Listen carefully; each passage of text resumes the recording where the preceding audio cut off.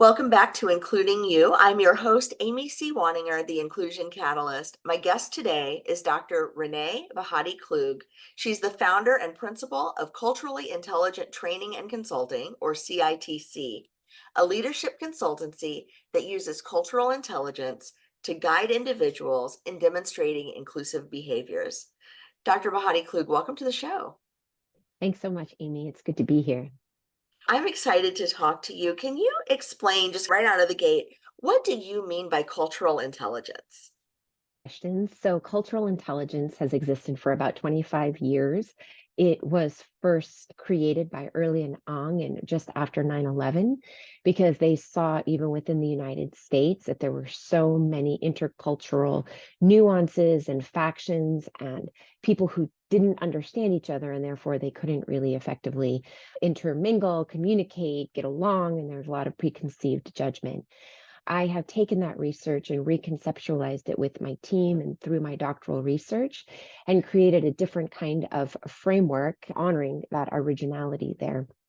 And so our model seeks to take a look at how we feel, think, and act when we're engaging with and communicating with people who are not like us. Cultural intelligence is rooted in emotional intelligence, but often emotional or relational intelligence is most often demonstrated with people who share our identities. When we move out of those identities and we have to modify our behaviors and even maybe take a look at how we're thinking, our feeling. Oh my gosh, this person is making me feel uncomfortable, or maybe there's a language difference. I have to shift my behaviors. That shift now takes us into cultural intelligence. And ultimately, as we begin to increase our openness, which is our willingness to learn, we then can engage awareness, which is the active process of learning. So we can be most effective at responsiveness, which is that demonstration of inclusive action. I love the way you explained that. Thank you. I'm curious, when your clients come to you, what is it that they're specifically looking for? What problems are they trying to solve? Or what benefits are they hoping to get from working with you? I think what I love is that each of our clients has been totally different. We deal with academia. Most of the people on our staff are have been academics. So we deal with people in academia, corporate, nonprofit, small business, large business, all over the place. And what I think is common to all of them is that they're looking for something that's human-centered, that's data-informed, and that really creates a real solution that's customized to them and that makes sense to them, honoring all different kinds of learning and thinking styles across the organization. And so I think that's why they ultimately relate to us, because we try to really be relational in our approach and also very customizable. You help people become more culturally intelligent. There are not quite an infinite number, but almost infinite number of cultural norms in the world. And it would be impossible for someone to be knowledgeable in every kind of practice, custom, thought pattern, language that Yeah. exists. What tools do you use to help people improve their cultural intelligence?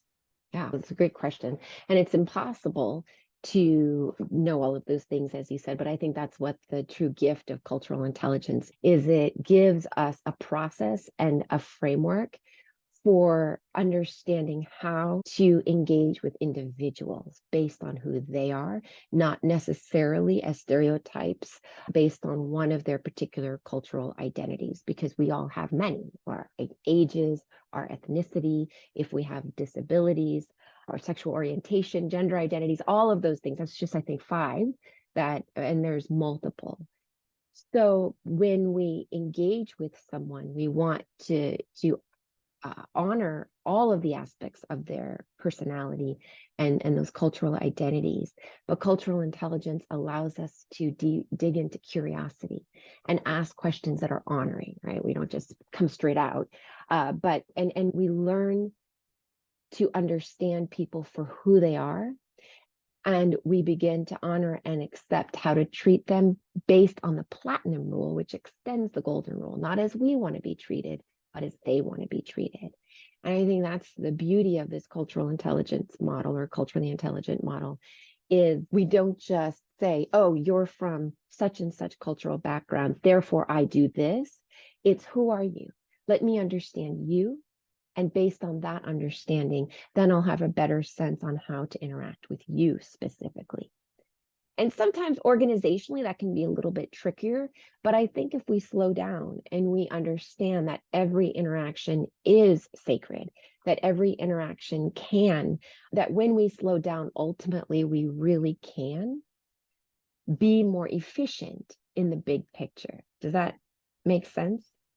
It does. And yeah, because now it's not like I'm painting a broad brushstroke and saying people who are part of this community need this, and making these assumptions on behalf of a community. When I engage individuals from that community, I begin to get a better sense, a holistic sense of what they might need. And it might be very nuanced. And then I can customize my offerings, whether it's a technology, whether it's a training, whether it's whatever it is, to say, okay, this particular community needs this. And when I move to a different community, even if members of it shared identities as the previous one, I can tweak some of my offerings based on what this new community might need. And that's that individualization. And it really is bringing humanity back to the workplace. I would imagine that this is especially relevant for for companies and organizations that have a broad geographic footprint, or Yeah. that perhaps bring in, as you mentioned in the term, in the field of higher education, bring in folks from a wide Yeah. geographic footprint, because we can't Yeah. even assume that the stories that we tell, or that the references that we use, or the truisms that we speak will even land, because a lot of that is very deeply culturally rooted, and just picking apart even the nuance of some of the language that we use Yeah. can trip us up in dealing with folks from different places. What kinds of results do your clients typically see after they work with you? They're varied. So often, what our clients, what we really appreciate is, like I said, the data informed. So we often do culture surveys where we really understand the needs of the contributors. We call employees contributors because they are really who are contributing to the soul and the ethos of every organization. So we hear from them first, and then we bring that data back to leadership. And what I've learned is that if senior leadership or executive leadership is not involved in the formation process of what we're doing, we don't necessarily engage with that organization, because as much as we love and value grassroots, there has to be a both and of the grassroots and the not leadership governed, but leadership coming alongside to make sure that they're financially backed. That policy really can um, be changed, because as we know, organizational change cannot happen without evaluating processes and policies and hearing from the people what is and is not working. And then, so we take that data back, and we have leaders, and we help leaders, we help them recreate those policies, and then we roll it out with the organization, with contributors again. And we have an iterative process of saying, okay, is this working? And so this happens over the long term. It's not like this 2-week process and then we're out. This really is several months, up to a couple of years, to hear from contributors, to investigate what's really going on, to reevaluate, to revise, to reintroduce, and then to revisit to see what's working, and if there are things that aren't working, how we might go back and revise again. And so I would that's what imagine, oh, our sorry. people see. And then, oh, sorry. And then we reassess to see how it's working. And that's what our clients truly like to see is, oh my gosh, we are seeing growth. We are seeing, and maybe there's more stability within the company. Maybe we have fewer people who are leaving. So they see that those lower attrition rates, things like that. Sorry, go ahead. No, that's okay. I was thinking about the work that you do, bringing leaders alongside the work. And I would imagine, because I've had this experience myself, that sometimes it's hard to get leaders to see themselves in the work because the as is state has worked very well for them. They've been able to come in under those policies and systems. They've been able to move up under those policies and systems. And so much of the business world in the United States, at least, has been everybody comes in and assimilates to what Yeah, exists, the leaders that are in place, the current people in charge. And I would imagine that for most leaders, that's an experience that's new for them, yeah. that they have to, from their positions, adapt to others. Can you talk a little bit about how you help wake them up to that, or how you help get their buy-in when it's not just signing off on a purchase order or approving a process change, when there's real internal work that leaders need to do? Yeah, absolutely. That's a great question. And we, along the way, we've been operating the last 10 years, and we really started with the organizational change stuff about 5 years ago. And what we learned early on, and like I said earlier, is that when the CEO in this case is not at the initial table for us to discuss with, we really see a lot more problems down the line where things get stopped up. And so where we try to get that buy-in is early on having a conversation, maybe whether that's over Zoom or whether we fly out and go meet with different leaders to really listen to who they are, what their vision is, why they want this. Is this something that they want because it's the cool thing to do? Or are they really interested in seeing what the data is going to say? Because that can be very scary. And we've had numerous leaders actually publicly react to data and essentially have temper tantrums in front of their staff and call out their staff. Who gave us a two? Who said this? And from so we've had situations like that. And so we have learned from that to meet early on to make sure that we prime leadership, that we understand really what their goals are, and that they understand that when the data emerges, it's not meant as a shaming a mechanism, and it's not necessarily meant to be taken personally. But what accountability means is that we take this data, we understand what it means, and we seek to do what we can to help bring that sense of belonging. So it looks like a lot of different ways. Of course, the one-on-one. Oh, sometimes we'll come in and we'll do a leadership training to prime the leaders and let the leaders know what we're going to do. And then we'll do the culture survey. And then from there, we'll go back before we even roll any initiatives out to contributors. We'll start looking at some of the policies and practices that might be problematic and start working with some strategic accountability measures. And then once we get those in place with leadership that address some of the culture survey data, then we'll start rolling out initiatives with contributors. So contributors see, I didn't just take this survey and avoid, they're listening. And we're not just taking this training as a one-off. This training is deeply embedded with accountability measures that we plan to integrate and implement over the long term to truly bring about the change that we ticked off in that survey that we took. So that's how we go about doing it. And ultimately, how we try to bring leaders along is by getting them knee deep into the process. And I will say that we'll pass on organizations if there's not that values alignment. Yeah, when you were going about the use of the term temper tantrum, I had a flashback to a client event, and it was something else. It was Mhm. interesting to hear all the leaders, level twos, say yes, your findings are accurate and whatever, and then the CEO comes in and says, I disagree with everything in this report after his Yeah. 12 direct reports already validated, and it just Yes. everybody knew what was happening, Yeah. and it was really uncomfortable, but that's Yeah. the reality It in is. some organizations.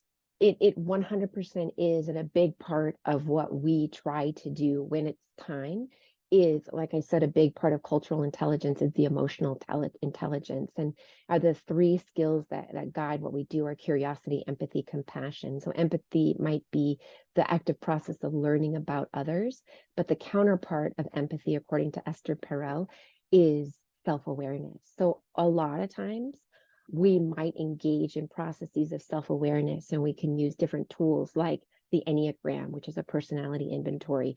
That's for leaders who want to do a deep dive. Sometimes we do predictive index, which stays more in the behavioral. And sometimes we do the intercultural development inventory, or the IDI. So we can do a lot of those, because then what that goes into that consulting aspect where we need to build up emotional intelligence, which of course is also cultural intelligence within the leadership, before we even start the training or any training. And so that's another tool that we use when we're seeing, okay, there's not a lot of intercultural harmony here, even among the executive leadership. So this could very well be trickling down to the organization. Let's deal with this before we go there. No, that's brilliant. And you mentioned the IDI, the Intercultural Development Inventory. This is something you and I have in common. We're both certified in this tool. And for those who are not familiar with the IDI, it assesses where you are on a learning continuum for intercultural interaction. And it's really fascinating to take the assessment and get the results and understand where you sit. It also measures where you think you sit on that continuum, which is fascinating. There's usually a gap, spoiler alert. And having a conversation, I think, in a group setting helps normalize, number one, the gap of most of us think we're further along than we really are, but also where we sit, we're probably not unique in that space. And then that can open up the individual conversations for development and learning. Have you found that to be the case with the tool, that folks respond pretty well if they're introduced to it in a group setting first and can understand? Or Yeah, I've seen different things. It's really interesting because what the IDI ultimately does is it measures our levels of comfort when we are exposed to different. So a lot of people, when they take the assessment, they feel judged by it, because it feels really hard, because you can't really trick it. You're like, I think I'm answering that right or wrong, because there really is no right or wrong. It's how we're viewing a situation. So a lot of people are like, I hated that test. But when we do the group debrief, because again, there's an individual score and then there's an aggregate score of where how the group shakes out. So yeah, so we usually they have to take it in order to do the group debrief. But yeah, sometimes I think that they do end up calming down. And then I could not speak more highly of the importance of the individual debrief, the humanization of that process, where you are walking somebody through their life experiences, their professional experiences, to help them understand how they got to whatever they got on that spectrum. And that more often than not, especially people who are from historically excluded backgrounds, maybe people who are not white, maybe not male identifying, these kinds of things, and who are in leadership, they may find themselves on the spectrum in a place that surprises them, maybe in a negative way. And when I walk through their experiences, I might say, you know what, this might have arisen out of a defense mechanism, because you had to be this way in order to survive in a corporate system as a non-white. And a lot of times there's lots of tears sometimes in those debriefs, because and I really think those are liberatory tears, where they're coming to this understanding and self-awareness that it's the systemic issue, and that they have attempted to thrive in this system that may not have always been fair to them. And then from there, they can move forward, actually even more empowered, to say, how can I be? Okay, maybe if I've tried to hide certain parts of my identity in order to fit into this system, what might I do differently? And what might I keep doing in order to continue surviving, if that's the case that it is? So that customized, again, approach can be so good. And so the both and have to happen, the group and the individual. So it's a process there. And right now, just in describing all of the things that we're doing, if let's say this is one client we're talking about, this is at least an 18-month process with all of these different tools and practices that I've been talking about, just to give people a sense of that scope, that this doesn't just happen, that this really happens over time. Yeah, it's not as simple as a great places to work survey or something like that, where you get your score and 85% of people are happy and you get your little badge for your website and you're done. No, This it's is real individual deep ongoing work. work. Yeah, and not everybody's ready for it. And that's why we have the Enneagram, we have the predictive index, we have the IDI. I don't want to judge any of them against each other because that's not the point. But that we know, and sometimes we don't roll out any of these tools until we understand the organization a little bit better to see which tool might be the best fit for each organization. Because some people who may not want a deep dive in that self-awareness, who may not be ready for that. Because listen, some people are not ready for trauma therapy because you have to press pause sometimes on your life to do that. They're not ready for that. We're not therapists, by the way, but sometimes this stuff can feel like therapy. And so that's what I'm talking about, that we really have to be gentle with each organization to see so that things don't backfire and that we don't cause harm where we did not intend harm. Yeah, it reminds me of when I was in college, and I don't want to oversimplify this, but I Mm, joined a gym and they mhm, said, "What are your goals?" And I took them a picture of this woman that was just in great shape. And I said, "I want to look like that." And they put me on the leg lifting machine. And the next day, I literally fell down the stairs in the apartment because my legs were mm, jello. yeah. And I went back in, I was like, okay, I didn't expect to make that transformation in a day. I'm going to come back next week when I can walk again, and maybe we can go a Mm, little slower. And I think a lot of times this work, people think, right, they're going to get that transformation really quickly, but ultimately, you can do a lot more harm than good in the short term if you move too fast. it's true. I'm so glad you said that. I'm sorry that happened to you. That's horrible. And I hope you were okay and had no broken limbs. But the same thing happened to me about 20 years ago. I think that they've revisited their practices. Hopefully they have. But I love that you say that because so often, also, when you have a one size fits all model where you just come in and you're like, okay, here's what we're doing first. And you're like, whoa, we need to adapt this for the client. And this might not be the first place to start. And that even though, yeah, legs in your example are the biggest muscle group, and that's where we start, you can't always start there, and certainly not at whatever weight they may have put you on. Yeah, the same thing happened. And what was funny about it is we ended up staying at a hotel, and the only room that was available was an accessible room, which turns out I needed because I couldn't even sit down without the aid of a rail and ramps because I was so sore. So it ended up being in my favor that we got that room because it was brutal. And to this day, 20 years later, I'm like, I don't know if I want a personal trainer because they might end up killing me. Yeah. Yeah. And Absolutely. Okay. sometimes I'm glad that people you can feel that relate to that way. story. Yeah. Oh, yeah. It's so relatable, Amy, because a lot of people, I think, have experienced negative experiences with training or with organizational change work that happens too quickly. It's one size fits all. It doesn't take into account any of the people who work there. Maybe it's a total top-down approach where it's dictatorial. There's so many things that can go wrong, and there's so many things that even when you're doing right, don't always work out because individuals are different and unique. And that's a part of the cultural intelligence model, that it's not saying that we're going to get it right every time, but it's saying that we are going to pay attention. And if we don't get it right, we are going to learn from it, and we are going to own our mistakes, and we are going to do what we can to address that. I love that you apply cultural intelligence to your cultural intelligence practice. Truly Yeah, doing we're not, doing the work while you're doing the work, I think is a yeah, brilliant approach. yeah. Dr. Bhatti-Klug, where can people find you if they want to learn more, if they want to work with you, or they want to find out more about your research? Yeah, they are welcome to come see us online at culturally.com. You can email us directly at learn@culturallyintelligent.com, and we are on the socials at culturally intelligent. We'll be happy to meet with you to have a free kind of meeting online or in person. We are in the Phoenix, LA, and Denver areas, but we can come to you anywhere you are in the world. We're so happy to make any sort of international travel. We all are infatuated with travel, and that's how you can find out more about us. Fantastic. I will put all of those links in my show notes at includingyoupodcast.com. And I want to thank you so much for bringing so much of yourself to this interview, for sharing so much of your expertise with our friends and listeners.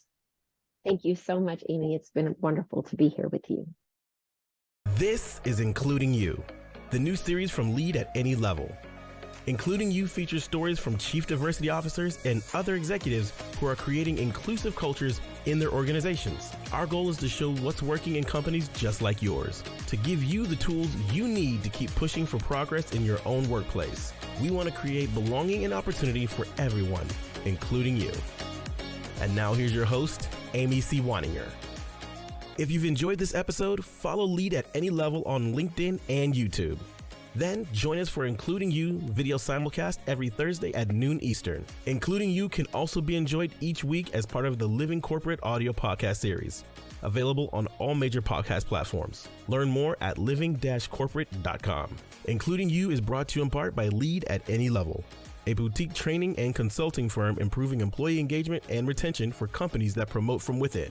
Lead at Any Level. Leaders can be anywhere and should be everywhere. Learn more at leadatanylevel.com. Lead at Any Level and its logo are registered trademarks of Lead at Any Level LLC. The views and opinions of guests on our show do not necessarily reflect the positions of Lead at Any Level, Living Corporate, or the sponsors of Including You. That's it for this week's edition of Including You. If you enjoyed this episode, be sure to like and subscribe wherever you get your podcasts. Don't forget to leave us a review or a comment to let us know what you enjoyed about the episode so you can help others find us as well. Be sure to join me next week when my guest will be Sharia Farmer. She's the CEO of RS Counseling and Wellness Center.